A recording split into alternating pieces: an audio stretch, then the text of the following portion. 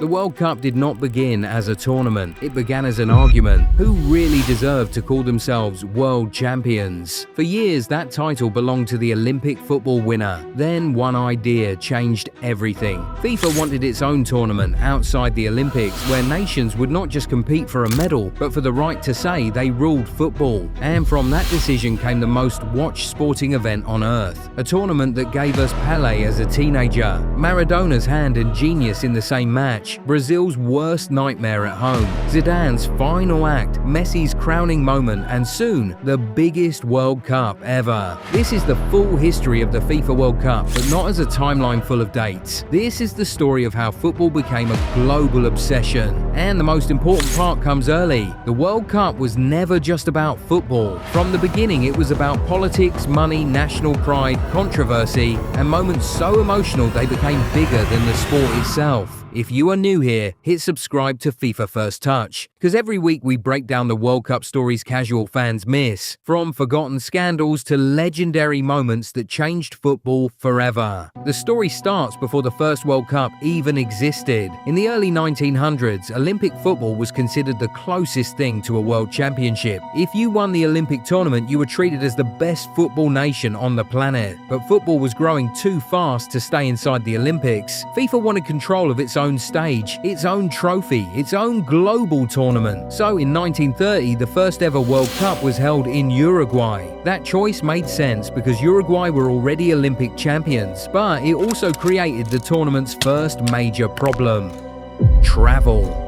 For European teams, reaching South America meant a long and expensive journey by ship. Europe was also dealing with financial pressure. So many countries refused to go. Only 13 nations played in the first edition. But once the ball rolled, history moved fast. Uruguay reached the final against Argentina, and in front of a massive crowd, the host won 4-2 to become the first World Cup champions. The tournament was small. The idea was not. 4 years later, the World Cup moved to Italy, and for the first time, qualification became necessary because more countries wanted in. Uruguay, still angry that many European nations had skipped their tournament, boycotted the edition. That meant a new champion was guaranteed. Italy took advantage. They beat Czechoslovakia after extra time and became the first European country to win the World Cup. Then came 1938 in France, and controversy followed immediately. The tournament was held in Europe again, breaking the expectation that it would alternate between Europe and South America. Argentina and Uruguay stayed away. Italy did not care. They won again, beating Hungary 4-2 and becoming the first team to defend the trophy. At that point, the World Cup looked unstoppable. Then the world stopped. War interrupted everything. The tournament disappeared for 12 years, and by the time it returned in 1950, football was different. The world was different.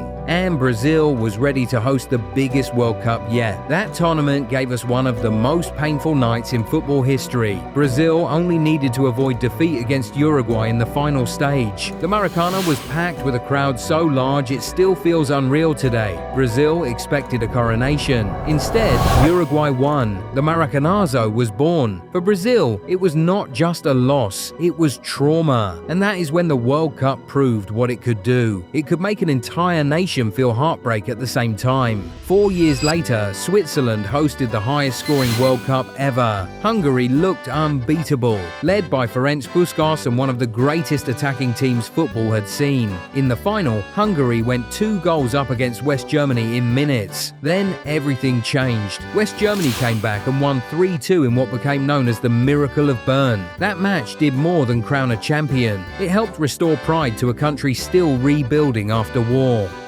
The World Cup was now more than sport, it was identity. Then came Sweden in 1958 and the world met a 17-year-old from Brazil. Named Pelé, he played with the freedom of a child and the control of a genius. He scored in the knockout rounds, scored twice in the final and helped Brazil beat Sweden 5-2. Brazil had their first World Cup, Pelé had his first global crown, and football had its first true international superstar. If this is the kind of football history you want more of, subscribe to FIFA First Touch. We do not just tell you who won, we explain why these moments still matter decades later. Brazil returned in 1962 and won again, even with Pelé injured. Garrincha became the hero, dragging Brazil through a tournament remembered as much for violence as skill. The most infamous match was the Battle of Santiago, where Chile and Italy turned football into something closer to a street fight. Police had to escort players off the pitch. The World Cup had beauty. It also had chaos. Then, in 1966, football came home to England. England hosted, England survived, and England won. The final against West Germany became one of the most famous matches ever. Geoff Hurst scored a hat-trick, including one of the most debated goals in history, and England won 4-2 after extra time. But that tournament was not only England's story. North Korea shocked Italy and became the first Asian team to reach the quarter-finals. Eusebio lit up the tournament for Portugal, and the World Cup began using official branding, mascots, and a more modern identity. By 1970, the tournament had reached Mexico and football changed again. This was the first World Cup broadcast in color for many viewers, and the Brazil team made sure the colors mattered. Pelé, Jairzinho, Rivellino, Tostão, Carlos Alberto. Brazil played football like art. They beat Italy 4-1 in the final and kept the Jules Rimet trophy permanently after winning their third World Cup. Pelé became the first player to win 3 World Cups, and Brazil became the symbol of football beauty. But 4 years later, the story moved to West Germany, where a different idea took center stage. The Netherlands arrived with total football.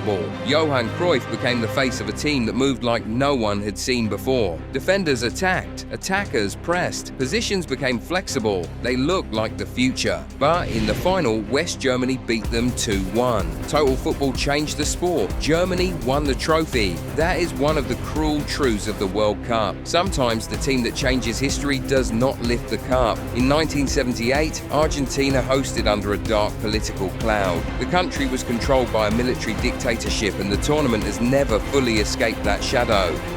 On the pitch, Argentina reached the final against the Netherlands. Again, the Dutch lost. Argentina won 3-1 after extra time, and Mario Kempes became the star. But the tournament left behind questions about pressure, politics, and whether the World Cup could ever really be separated from the world around it. Then came 1982, and the tournament expanded. 24 teams now had a chance, and that changed everything. More countries, more stories, more chaos. Hungary beat El Salvador 10-1, the largest winning margin in World Cup history. Cameroon, Algeria, Honduras, New Zealand, and Kuwait all appeared as first-time participants. Italy started slowly, then exploded. Paolo Rossi became the hero, scoring a hat-trick against Brazil in one of the most dramatic matches ever.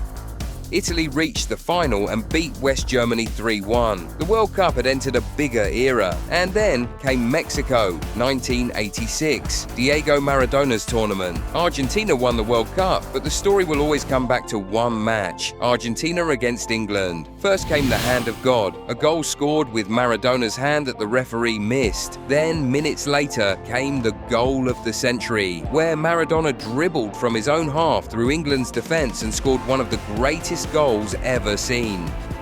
Cheating and genius in the same match, in the same player. That contradiction is why Maradona remains one of football's most fascinating figures. Argentina beat West Germany in the final, and Maradona became immortal. 4 years later, in Italy, the tournament was colder, tighter, and lower scoring. West Germany met Argentina again in the final, but this time Germany won 1-0. Before the tournament, one of the strangest scandals in qualifying had already happened.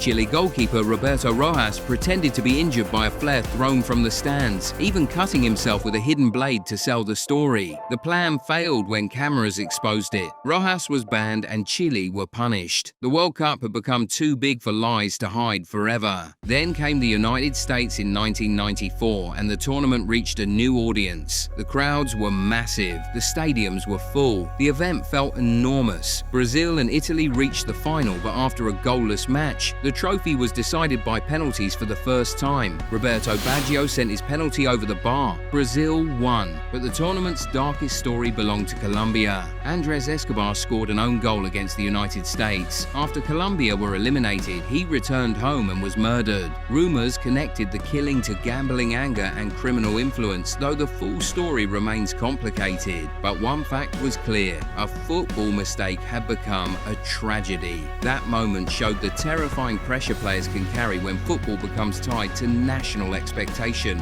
money, and violence. In 1998, France hosted an expanded 32-team World Cup, the format many fans grew up with. Brazil arrived with Ronaldo Nazario, the most explosive striker in the world. France had Zinedine Zidane. Hours before the final, Ronaldo reportedly suffered a medical episode, yet still started. He looked nothing like himself. Zidane took over. Two headed goals in the final helped France beat Brazil 3-0 and win their first World Cup. France had arrived as a football superpower, but Brazil were not finished. In 2002, the World Cup went to Asia for the first time, hosted by South Korea and Japan. Brazil returned with Ronaldo, Rivaldo, and Ronaldinho, the three Rs. This time, Ronaldo got his redemption. After the mystery and pain of the previous final, he scored twice against Germany and led Brazil to their fifth World Cup. Oliver Kahn won the Golden Ball as a goalkeeper, and South Korea shocked the world by reaching the semifinals. Asia had hosted, and the tournament felt more global than ever. Then came Germany in 2006. Messi and Ronaldo both appeared at a World Cup for the first time, but the tournament belonged to Italy, France, and one unforgettable headbutt. Zidane looked like he was writing the perfect ending. He scored a Panenka penalty in the final. He controlled the game. He was minutes away from leaving football as a champion again. Then Marco Materazzi said something. Zidane turned, headbutt, red card. Italy won the final on penalties, and Zidane walked past the trophy without touching it. That image became one of the most iconic endings in sports.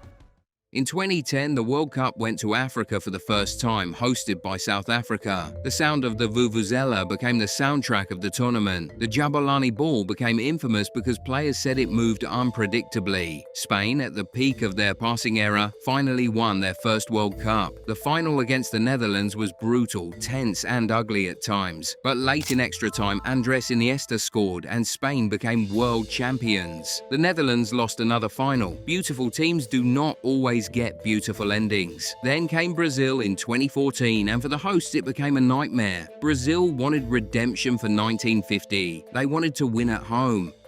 Neymar was the face of the dream. Then Neymar got injured. Then Germany arrived in the semi-final, 7-1.